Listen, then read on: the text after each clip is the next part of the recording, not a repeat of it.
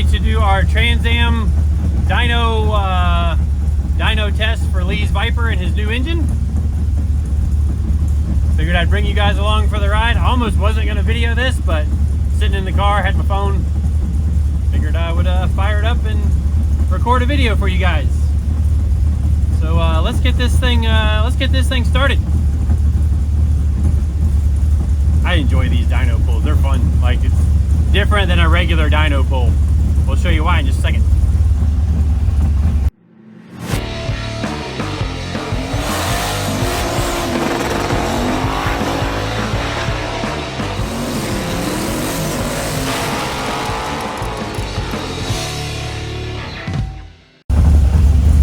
Alright, so the first thing we got to do, everything we want up to full temperature. So we got our water temp up to race temp. Oil temp still a little cold, so we might give it a little bit longer. I'll run the fans to cool, keep the water temp cool while I warm the oil up. But yeah, we're not worried about that. Nope. You don't see those check engine lights.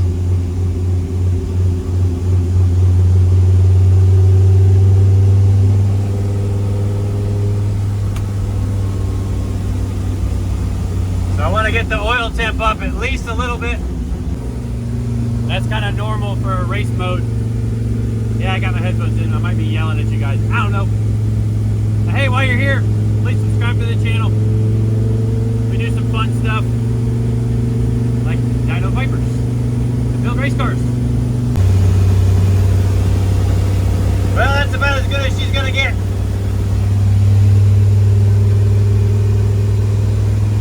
Alright, here we go. Starting from 2500, we're going to go to the red line.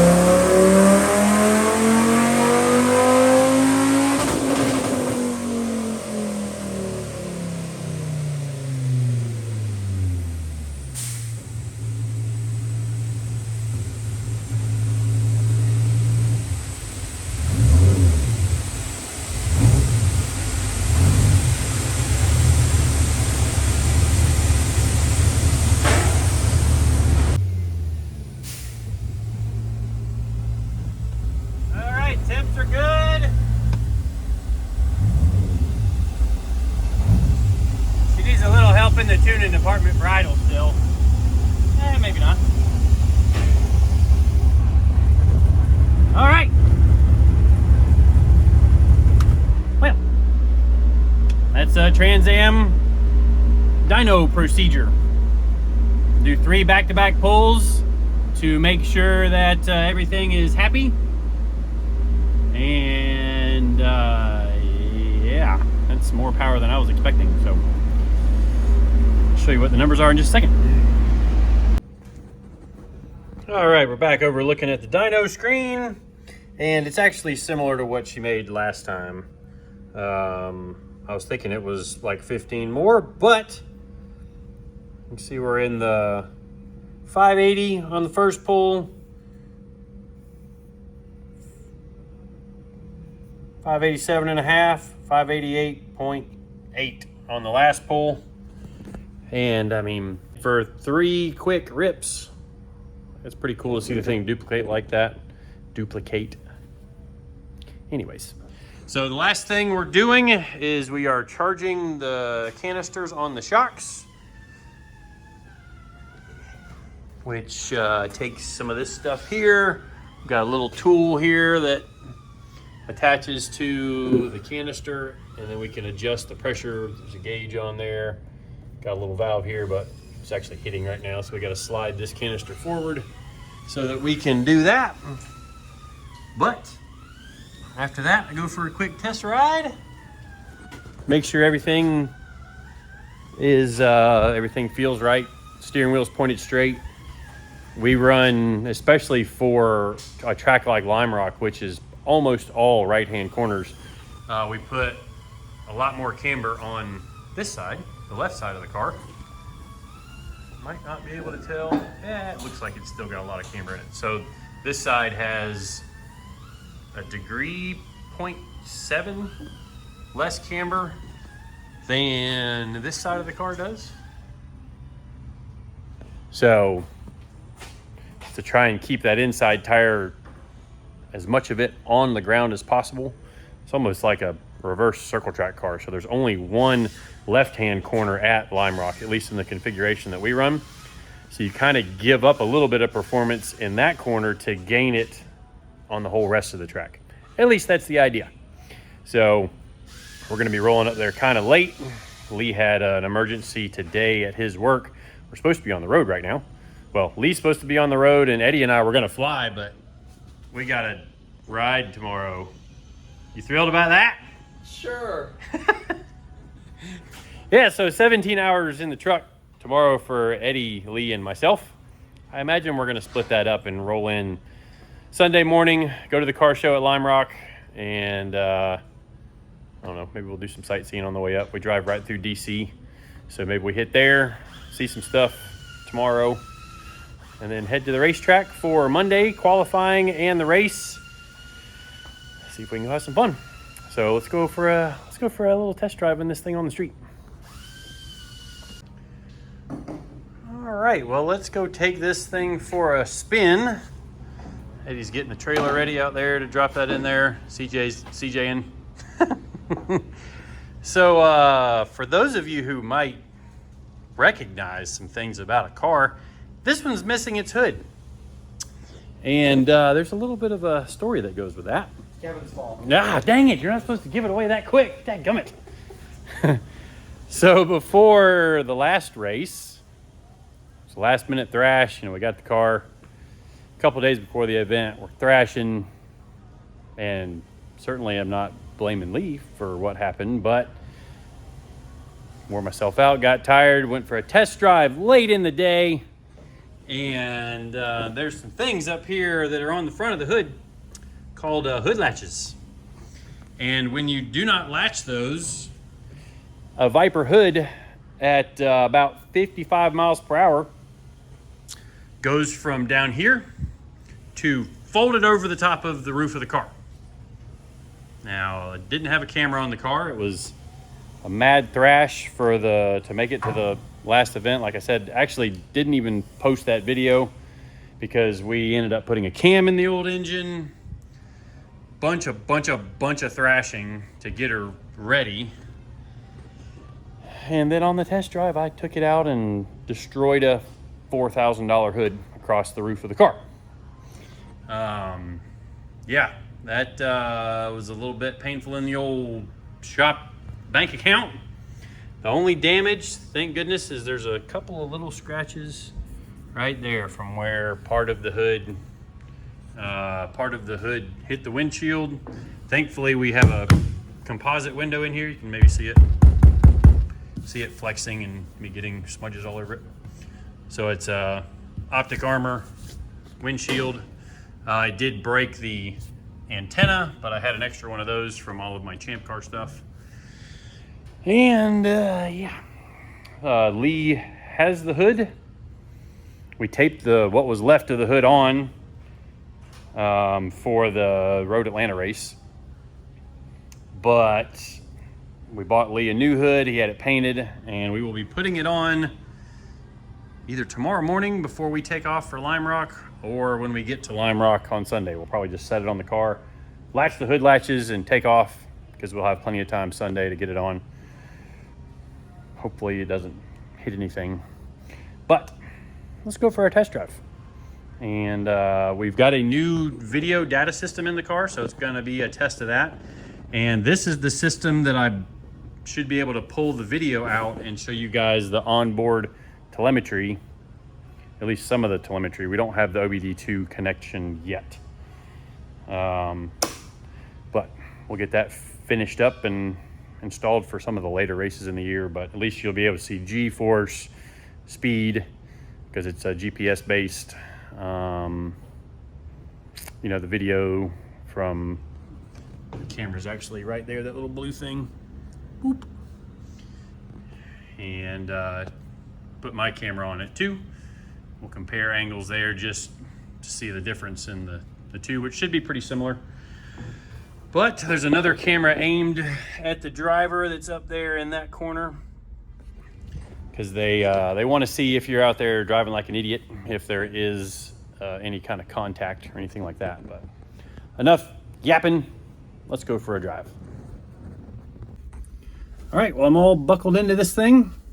Put all the belts on just because I'm not going to be doing anything too wild and crazy in this thing, because it's a pretty expensive car to be taken out and beaten on, and it's really fast. But what we're going to do is do just, you know, some 40-50 mile an hour brake tests, hands off the wheel but hands close, to make sure that she steers straight. Channel 1. Oh, channel 1. There's the radio firing up. See our AccuSump over there. That's a new addition for this race to prevent, hopefully, losing the bottom end of another engine. But let's see, this thing's been a little finicky to idle with the new tune, but we'll get the guys to, the tuner's gonna be at the track, I believe. And this thing has a little teeny clutch in it. I can't tell, I heard the thing beep. We'll see if that starts recording. It's supposed to start recording with speed. Oh, that wasn't me. That was just stabbing the clutch in. It wasn't me!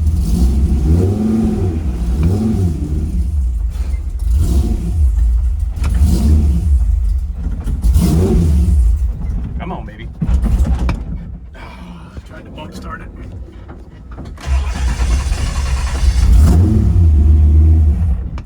Oh, that one was me.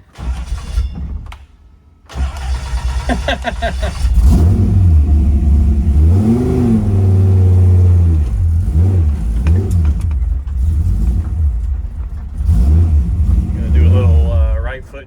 Oh, I still didn't keep it going. Once it gets some temperature in it, it stops doing that, but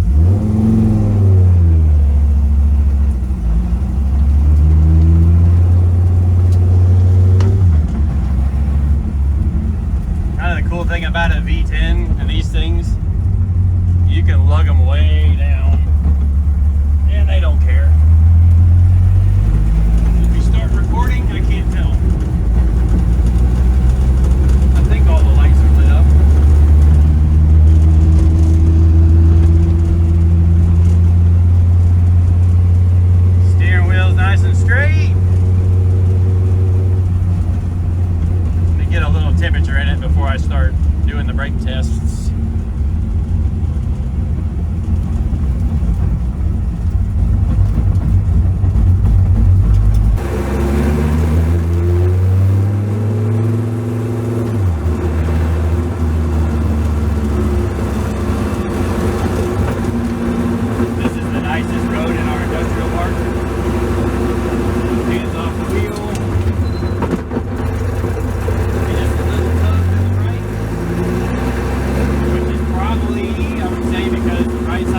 has a lot less camber in it. That's pretty good.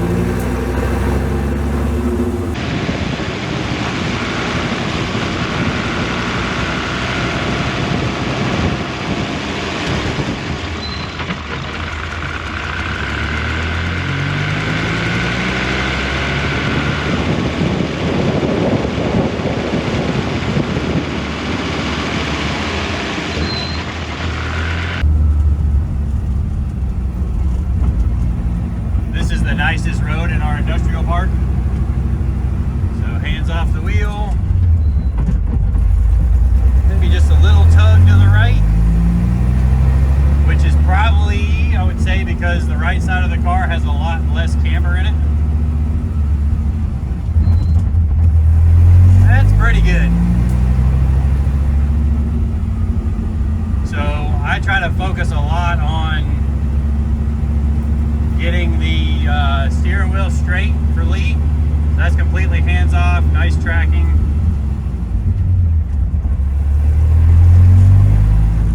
So I try to focus on getting the steering wheel nice and straight for Lee, just because when you're going down the straightaways, ideally you want the steering wheel nice and straight.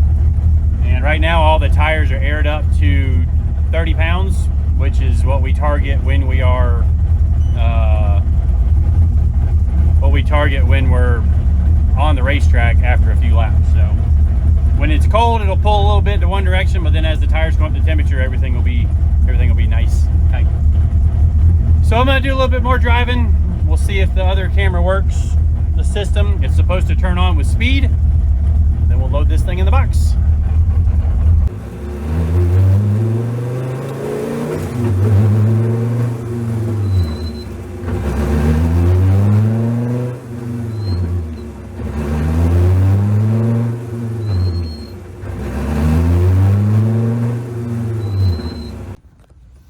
All right, well, successful test drive. Crawl myself out of this thing. Eddie's got us hooked up to the winch. And she's a little snug between the ramps in there, but let's we'll tug her in there, and then that'll wrap up this video. So yeah, we are, by the time you guys see this, we will be on the road to Lime Rock somewhere up the eastern seaboard, probably on I-95. So thanks to everybody watching all the way to the end here, and we'll see you guys next time.